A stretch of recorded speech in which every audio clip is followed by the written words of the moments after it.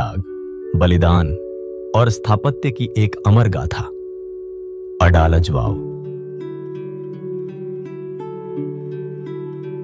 ये वीडियो अडालज वाव से जुड़ी लोक कथाओं, ऐतिहासिक संदर्भों और रचनात्मक प्रस्तुति पर आधारित है।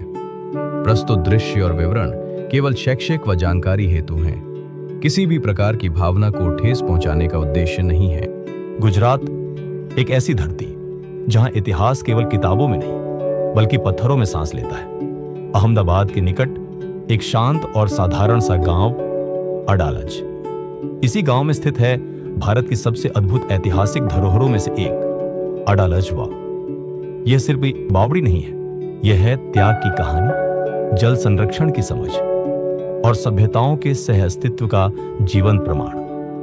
अडालज वाव 5 मंजिला और अत्यंत गहरी है। यह बावड़ी धरती के गर्भ में उतरती चली जाती है, मानो हर कदम पर समय की परतें एक एक करके खुलती जा रही हो। अडालज वाव सिर्फ पत्थरों की संरचना नहीं, यह है राजा का सपना, रानी का संकल्प और सभ्यताओं का संवाद। हर सीढ़ी हमें अतीत में ले जाती है ताकि हम भविष्य को बेहतर बना सके। अडालज वाव, जहां इतिहास आज भी शांत स्वर में बोलता है। अडालज की वाव आज गुजरात के सबसे प्रसिद्ध और लोकप्रिय पर्यटक आकर्षणों में से एक है।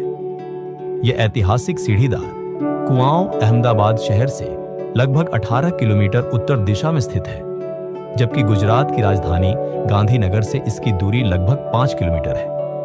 आधुनिक शहरों के इतने समीप होने के बावजूद अडालज की वाव आज भी अपने भीतर 500 वर्षों का इतिहास और स्थापत्य वैभव संभाले हुए है। गुजराती और मारवाड़ी भाषा में इस प्रकार की सीढ़ीदार संरचना को वाव कहा जाता है, अर्थात वह स्थान जहां पानी के स्तर तक नीचे उतरा जाता है।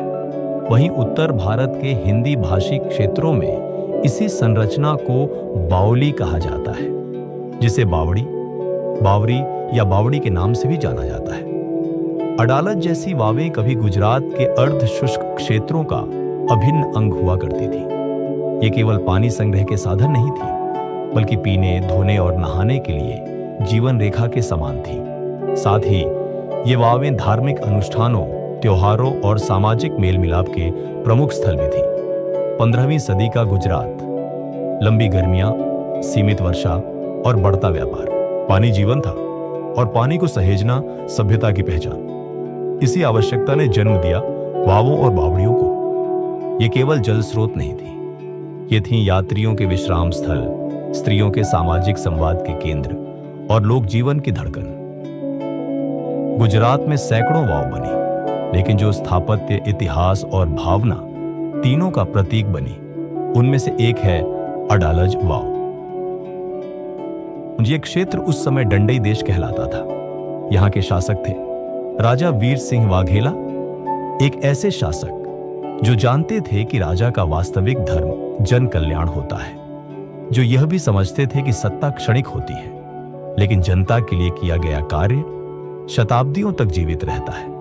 उनके राज्य में प्रजा सामान्यतः सुखी थी, लेकिन सूखे और पानी की समस्या से लोग परेशान रहते थे। राजा ने यह भली भांति समझ लिया था कि यदि आज पानी सुरक्षित नहीं रहा तो आने वाली पीढ़ियां असुरक्षित हो जाएंगी। इसी चिंता के साथ उन्होंने पूरे राज्य का दौरा किया, राज्य के मंत्रियों और बुद्धिजीवियों के साथ विस्तृत चर्चा की। उनकी रानी भी अत्यंत बुद्धिशाली थी। राजा ने उनके साथ भी गंभीर विचार विमर्श किया। विषय विशेषज्ञों को आमंत्रित किया गया और फिर एक महत्वपूर्ण निर्णय लिया गया। एक दीर्घ दृष्टि सोच के साथ राजा ने एक भव्य, गहरी और कलात्मक बावड़ी निर्मित करने का आदेश दिया। यह केवल पत्थरों की रचना नहीं थी, यह एक दूरदर्शी सपना था। बावड़ी का निर्माण कार्य प्रारंभ हुआ। हजारों कुशल कारीगर इसके निर्माण में जुट गए। राजा स्वयं भी बार बार निर्माण स्थल का निरीक्षण करते थे, लेकिन इतिहास कभी एक सीधी रेखा में नहीं चलता। उसी कालखंड में गुजरात सल्तनत के शक्तिशाली सुल्तान महमूद बेगड़ा अपने साम्राज्य का विस्तार कर रहे थे। डंडई देश पर आक्रमण हुआ। रणभूमि में तलवारों की टकराहट, घोड़ों की हिनहिनाहट और धूल धुएं का सैलाब छा गया। इसी युद्ध में राजा वीर सिंह वाघेला वीरगति को प्राप्त हुए और अडालज की वाव का निर्माण अधूरा रह गया। एक अधूरा सपना और शोक में डूबी पूरी धरती। इतिहास ने अचानक करवट ली। राजा वीर सिंह वाघेला की मृत्यु के बाद डंडई देश का राजनीतिक संतुलन बदल गया। सत्ता पर मोहम्मद बेगड़ा का अधिकार हो गया और अडालज का भविष्य एक नए मोड़ पर आ खड़ा हुआ। राणा वीर सिंह की विधवा रानी रूपा, जिन्हें इतिहास रुदाबाई के नाम से जानता है, अपने पति के वियोग में गहरे दुख से गुजर रही थी। लोक कथाओं के अनुसार वो जल समाधि लेकर परलोक में अपने पति से मिलने का विचार कर चुकी थी। लेकिन मोहम्मद बेगड़ा ने उन्हें ऐसा करने से रोक दिया। कहा जाता है कि रानी की सुंदरता और गरिमा से प्रभावित होकर बेगड़ा ने उनसे विवाह का प्रस्ताव रखा। काफी सोच विचार और विमर्श के बाद रानी ने यह प्रस्ताव स्वीकार तो किया, लेकिन एक शर्त के साथ कि पहले उस बावड़ी का निर्माण पूरा किया जाए जिसे उनके पति ने प्रजा के कल्याण के लिए आरंभ किया था। अपने वचन से बंधे मोहम्मद बेगड़ा ने काफी कम समय में बावड़ी का निर्माण पूरा करने में मदद की, परंतु रानी का उद्देश्य केवल अपने पति के अधूरे कार्य को पूर्ण करना था। उनके लिए अब जीवन का अर्थ समाप्त हो चुका था। लोक कथाओं के अनुसार रानी ने प्रार्थना करते हुए बावली की परिक्रमा की और फिर अडालज की वाव में जल समाधि लेकर अपने जीवन का अंत कर लिया। इस प्रकार अडालज की वाव की कथा एक करुण और हृदय विदारक अंत तक पहुंची। कुछ संप्रदाय के लगभग 200 वर्ष पुराने धार्मिक ग्रंथों में वर्णित एक कथा के अनुसार मृत्यु से पहले रानी रुदाबाई ने धार्मिक संतों से आग्रह किया था कि वे इस बावड़ी में स्नान करें ताकि संतों के स्पर्श से बावड़ी का जल शुद्ध हो और उनके पापों का निवारण हो सके। एक अन्य लोक कथा बावड़ी के समीप स्थित कब्रों से जुड़ी है। कहा जाता है कि इस कुएं का निर्माण करने वाले राजमिस्त्रियों से मोहम्मद बेगड़ा ने पूछा था क्या वे ऐसी ही एक और वाव बना सकते हैं। जब उन्होंने सहमति दी तो स्थापत्य कला की प्रतिलिपि बनने से रोकने के लिए मोहम्मद बेगड़ा ने उन्हें मृत्यु दंड दे दिया। आज भी वाव के समीप इन राजमिस्त्रियों की कब्रें देखी जा सकती हैं, जो इस स्थापत्य चमत्कार के पीछे छिपे त्याग और त्रासदी की मौन साक्षी है। अब जरा अडालज वाव को ध्यान से देखिए। देवी देवताओं की नक्काशी, हिंदू और जैन प्रतीक, घंटियाओं, कलश और बेल बूटे, अष्टकोणीय कुआं, प्राकृतिक वेंटिलेशन प्रणाली और भीषण गर्मी में भी शीतल वातावरण, यह सिद्ध करता है कि मध्यकालीन भारत तकनीक और विज्ञान में कितना समृद्ध था। आज अडालज वाव भारतीय पुरातत्व सर्वेक्षण द्वारा संरक्षित है। यहां वाव को देखने के लिए आते हैं इतिहास प्रेमी, विद्यार्थी, पर्यटक और शोधकर्ता। ये वाव हमें सिखाती है जल संरक्षण, सांस्कृतिक सहअस्तित्व और लोक कल्याण हर युग में आवश्यक है। सोलंकी स्थापत्य शैली में निर्मित बलुआ पत्थर से बनी अडालज की यह सीढ़ीदार बावड़ी 5 मंजिला अद्भुत संरचना है। इसका ऊपरी भाग अष्टकोणीय आकार का है, जो जटिल नक्काशी से सजे असंख्य स्तंभों पर टिका हुआ है। यह वाव 5 मंजिला है और अष्टभुजाकार बना हुआ है। वास्तुकला का नायाब नमूना, यह ढांचा 16 स्तंभों पर खड़ा है। सूरज की रोशनी सीधा दीवारों पर सिर्फ थोड़े समय के लिए ही पड़ती है, इसीलिए बाहर से भीतर का तापमान 6 डिग्री कम रहता है। प्रत्येक मंजिल इतनी विशाल है कि वहां लोगों के एकत्र होने की पूरी व्यवस्था है।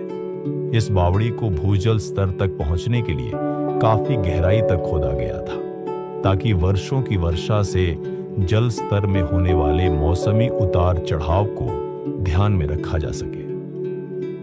यह वाव हमें सिखाती है जल संरक्षण, सांस्कृतिक सहअस्तित्व और लोक कल्याण हर युग में आवश्यक है। विभिन्न मंजिलों और प्रवेश द्वारों पर छतों में बनाए गए वायु और प्रकाश के बड़े छिद्र प्राकृतिक रोशनी और हवा को भीतर तक ले आते हैं। पहली मंजिल से 3 अलग अलग सीढ़ियां कुएं के निचले जल स्तर तक जाती हैं, जो इस बावड़ी की एक अनूठी विशेषता है। उत्तर दक्षिण अक्ष पर निर्मित इस बावड़ी का मुख्य प्रवेश द्वार दक्षिण दिशा में है। दक्षिण, पश्चिम और पूर्व दिशाओं से आने वाली 3 सीढ़ियां कुएं के उत्तरी किनारे पर स्थित प्रवेश द्वार तक पहुंचती है। प्रवेश द्वार पर चारों कोनों में बारीक नक्काशीदार कोष्ठकों से सजी 4 छोटी खिड़कियां हैं, जो इसकी स्थापत्य सुंदरता को और बढ़ाती है। इस संरचना की प्रणाली विशिष्ट भारतीय स्थापत्य शैली पर आधारित है, जिसमें क्षैतिज बीम, लिंटेल और पारंपरिक तिपाई संरचना का प्रयोग किया गया है।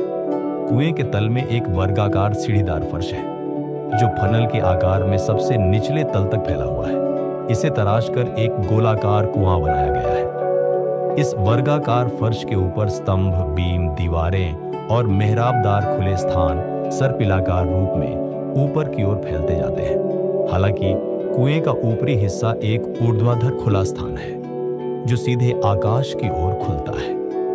वर्गाकार संरचना के चारों कोनों को पत्थर के बीमों से मजबूती दी गई है, जो 45 डिग्री के कोण पर लगाए गए हैं।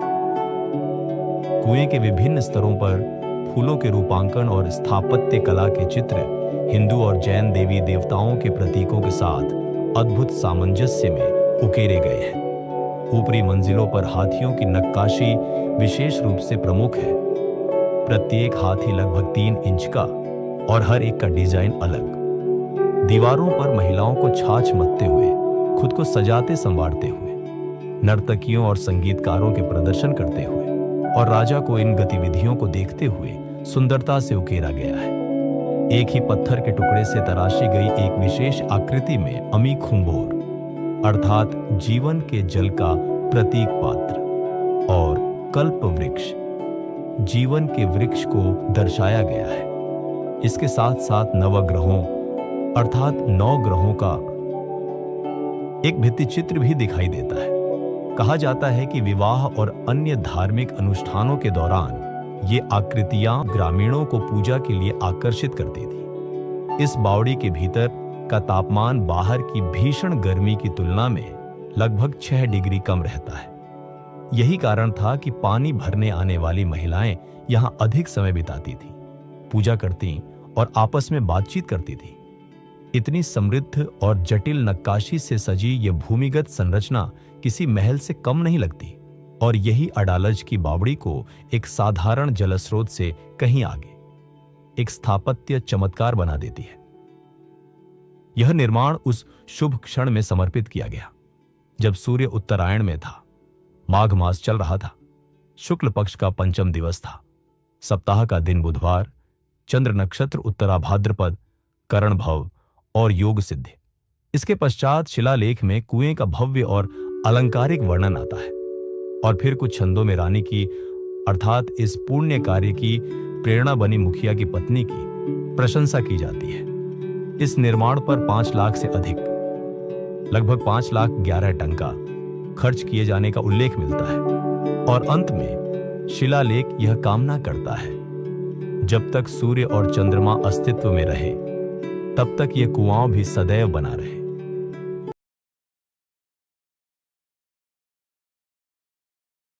अगर आपको हमारी इतिहास, विरासत और रहस्यों से भरी कहानियां पसंद आती हैं, तो वीडियो को लाइक करें, चैनल को सब्सक्राइब करें और नई कहानियों के लिए बेल आइकन जरूर दबाएं।